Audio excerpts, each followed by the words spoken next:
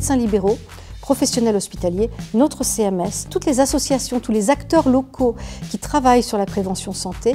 C'est là aujourd'hui aux côtés de l'ARS, l'Agence régionale de santé, auprès de la CPAM, auprès du directeur national des centres municipaux de santé. Alors, la santé publique à Bondy, c'est justement la question de mettre la santé au service de la population. Les assises de la santé sont en réalité déjà une deuxième étape d'un projet de mobilisation et de défense du service public. La première étape a été une enquête menée en janvier. Le plus, je dirais, c'est quand même la participation, de la mobilisation des habitants.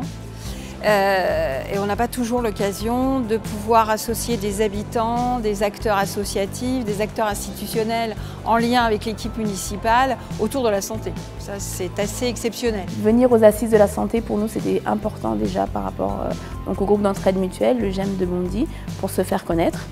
Rencontrer les différents partenaires et éventuellement engendrer des futurs partenariats avec d'autres associations. Je vois aujourd'hui qu'aux assises de la santé, tout le monde est complémentaire. Donc je pense que c'est important d'échanger, de travailler ensemble et de faire avancer la cause.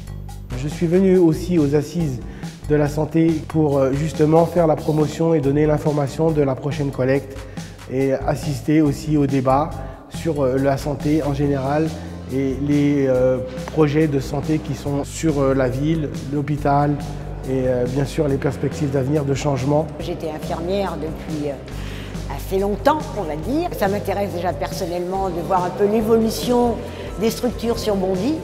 C'est pour ça que je suis là à titre personnel, mais aussi, donc, comme je vous le disais tout à l'heure, de façon à informer d'une manière collective donc les habitants qui sont sur le potager notamment. Alors le projet de l'hôpital Jean Verdier est un hôpital plus universitaire, plus ouvert sous la ville et plus ambulatoire.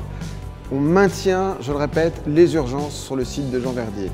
Mais à côté des urgences, on multiplie l'offre de soins, à la fois en soins primaires, c'est-à-dire que les patients vont pouvoir trouver des soins sans passer par les urgences. Et à côté des soins primaires, nous aurons des soins spécialisés avec des consultations et des hôpitaux de jour spécialisés en provenance d'Avicenne. Nous maintenons un très gros service d'endocrinologie, diabétologie en ambulatoire. J'ai été pendant de nombreuses années infirmière à l'hôpital Jean Verdier et je m'intéresse vraiment au devenir de cet hôpital et surtout du service pédiatrique, où est-ce qu'il va être installé.